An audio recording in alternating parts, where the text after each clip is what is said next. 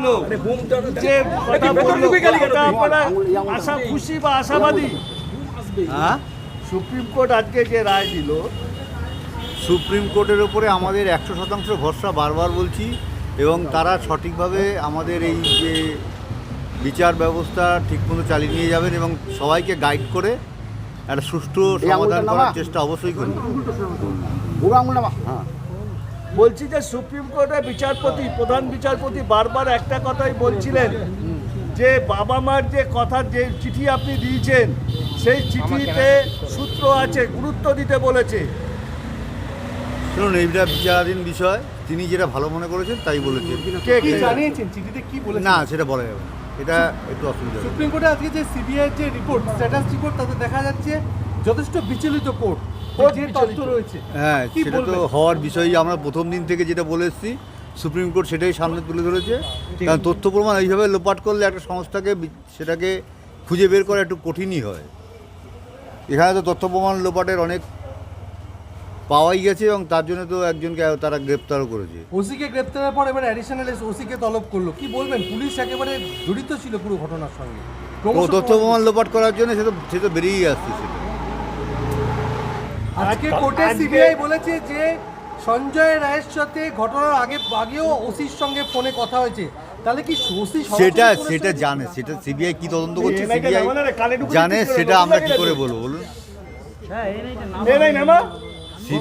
CBI যা বলছে, CBI এর কথা বলছে, সিবিআই কি করছে আমাদের তো বলছে না, আমাদের শুধু বলছে আমরা আমাদের সাধ্যমতো চেষ্টা করছি যাতে সমাধান করতে পারি। গতকাল যে ছাত্রদের সঙ্গে বৈঠক হলো জুনিয়র ডাক্তার, তাতে দেখা গেল বিনীত গোয়েলকে সরানো হলো, ডিসি নর্থকে সরানো হলো। এই ব্যাপারে আমি একটাই কথা বলবো, যারা যারা এই আমার মেয়ের হত্যার সম্বন্ধে জড়িত আছে তারা প্রত্যক্ষ এবং পরোক্ষভাবে যারা জড়িত বা যারা প্রমাণ লোপাটের জন্য যারা জড়িত, সবাই যেন তদন্তের আওতায় আসে এবং সবাইকে যেন শাস্তি পায়। কারা তারা, কারা? সে তো দেখতেই পাচ্ছেন আপনারা, কারা আস্তে আস্তে বেরোবে, ক্রমশ প্রকাশ। এগুলো তাড়াতাড়ি জানার চেষ্টা করলে কি করে হবে? তারা ওসি বেরোলো, তারপরে আজকে জয়েন্ট সিপি, তাই তো? না না না, অ্যাডিশনাল ওসি। জানি না সবাই যতজন জড়িত আছে সবাই যেন তদন্তের আওতায় আসে এবং সবাইকে যেন মানে আমরা তো ওই মুহূর্তে কাউকে চিনতে সবাই যেন দোষী প্রমাণিত হয়ে সাজা পায়। কিন্তু দেখা যাচ্ছে আজকে সিবিআই যেটা শিয়ালদা করে বলেছে যে টালা থানার ওসি সঞ্জয় রায়ের সঙ্গে যোগাযোগ করছিল, তার সঞ্জয় রায়কে কি ওসি পাঠিয়েছিল? তাহলে এই সেটা এখন এটা কি করে জানবো? এটা সিবিআই তদন্ত করে দেখছে, অবশ্যই তার সঠিক রাস্তা দেখছে।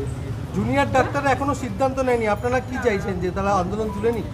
না না, এটা এই ব্যাপারেও আমরা কিছু বলবো না। ওদের ওপর পূর্ণ আমাদের আস্থা আছে, এবং তাদের আমরা তো নিজেদের ছেলে মেয়ের মতনই মনে করছি। এই যে কষ্ট করে তারা যে বিচারের জন্য রাস্তায় বসে আছে, ঠিক আছে, আমরা দেখলে আমাদেরই কষ্ট লাগে। আজকে আপনারা বিনীত গোয়েলের ভূমিকা নিয়ে প্রশ্ন তুলেছেন, আজকে সেগুলোই তো রাজ্য সরকার ঘুরপথে মান্যতা দিল, পিছু উঠলো রাজ্য সরকার। এটা কি বলবেন যে প্রাথমিক জয় এটা? না না না, এটা জয়ের কি আছে? এটা জয় সেদিনই হবে যেদিন আমার মেয়ের আসল খুনিদের মানে ধরা যাবে এবং বিচার হবে, সেদিনই জয় হবে। সেদিন আমাদের জয়। কেউ কেউ বলছেন আজকে যে সুপ্রিম কোর্টের যে অগ্রণী মানে যে রায় এবং মুখ্যমন্ত্রী তিনি যে প্রশাসনিক রদবদল করলেন, এতে কি আপনারা খুশি? আমাদের খুশি কিছুতে নেই। আমাদের নেই। খুশি হতো যদি আমাদের মেয়েটা ফেরত আসতো, সেটাই খুশি হতো। আমরা কোনো কিছুতে খুশি বা আনন্দের কোনো ব্যাপারই নেই। ব্যাপার একটাই, সুপ্রিম কোর্টে দেখাচ্ছে যে খুব উদ্বিগ্ন তারা মেয়েদের নিরাপত্তা নিয়ে কর্মস্থলে। সেটা আজকে একটা ঘটনা পূর্ব বর্ধমানে দেখতে পাচ্ছেন আপনি। আজকে একটা মেয়েকে আমি হারিয়ে ফেলেছি, তারপরে ওনাদের টনক নড়বে? ওনারা যদি 2021 সালে যখন সন্দীপ ঘোষের বিরুদ্ধে অনেক অভিযোগ ছিল, তখন যদি মুখ্যমন্ত্রী এই পদক্ষেপটা নিতেন, আজকে আমার কল ফাঁকা হতো না, আমার মেয়েটা হারিয়ে যেত না। 2021 সালে যখন উঠেছিল তার অভিযোগ।